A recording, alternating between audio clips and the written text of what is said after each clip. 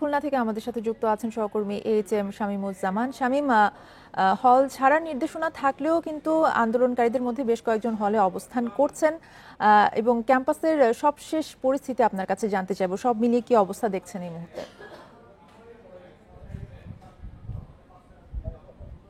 সকাল থেকেই কিন্তু শিক্ষার্থীরা হল ছাড়তে শুরু করেছে এবং অধিকাংশ শিক্ষার্থী ইতিমধ্যে হল ত্যাগ করেছে। তবে আন্দোলনকারীদের মধ্যে কিছু সংখ্যক কিন্তু এখন বিভিন্ন হলে অবস্থান করছে। তাদের সাথে আমরা কথা বলেছিলাম। তারা যেটা বলছেন যে তাদের যে ৬ দফা দাবি আছে, সেই ৬ দফা আদায় না হওয়া পর্যন্ত তারা হলে থাকবেন এবং তাদের যে বক্তব্য, তারা যেহেতু বলছেন কুয়েট প্রশাসনকে অবাঞ্ছিত ঘোষণা করেছে, যেহেতু অবাঞ্ছিত প্রশাসনের কোনো নির্দেশনাই তারা মানবেন না।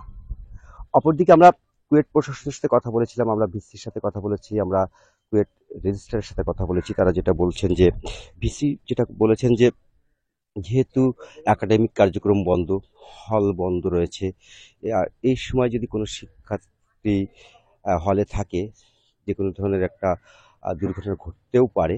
একজন শিক্ষক হিসেবে, একজন অভিভাবক হিসেবে তিনি চাইবেন না তার কোনো ছাত্রের কোনো ক্ষতি হোক বা কিছু হোক। তার কারণ কি, হল বন্ধ থাকবে, একাডেমিক কার্যক্রম বন্ধ থাকবে, এই সময় তাদের খাওয়া দাওয়া সব কিছুই বন্ধ, কুয়েট কর্তৃপক্ষের পক্ষ থেকে বন্ধ থাকবে। তো এই সময় তাদের যে অবস্থাটা হবে, তো সেই কারণে তিনি চাচ্ছেন যে যাতে শিক্ষার্থীরা হল ত্যাগ করে। আর যদি কেউ যেতে না চায় তাহলে এটা তার বিষয়। তবে একজন অভিভাবক হিসেবে তিনি চাইছেন সকলেই যাতে নিরাপদে থাকুক। এই গেল হচ্ছে কুয়েট কর্তৃপক্ষের বক্তব্য। আর অপরদিকে আন্দোলনরত শিক্ষার্থীরা কিন্তু অনড় অবস্থানেই রয়েছেন। এখানে যারা অবস্থান করছেন তারা বলছেন যে তারা যেহেতু কুয়েট কর্তৃপক্ষকে অবাঞ্ছিত ঘোষণা করেছে, তো অবাঞ্ছিত কোনো কর্তৃপক্ষের বক্তব্য, কোনো নির্দেশনা তারা আসলেই মানবেন না।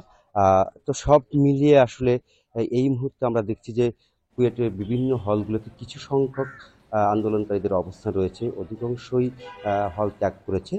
আর আসলে শেষ মুহূর্তে কর্তৃপক্ষ কোন ধরনের ব্যবস্থা নেবে এটা দেখার জন্য আসলে আমাদের আরও কিছু সময় অপেক্ষা করতে হবে। আসলে কর্তৃপক্ষ কোনো শক্ত অবস্থানে যাবেন কিনা, কি করবেন। তো এই ছিল আমার কাছে সর্বশেষ তথ্য। এইচ.এম. শামীমুজ্জামান জানাচ্ছিলেন খুলনা থেকে সর্বশেষ খবর।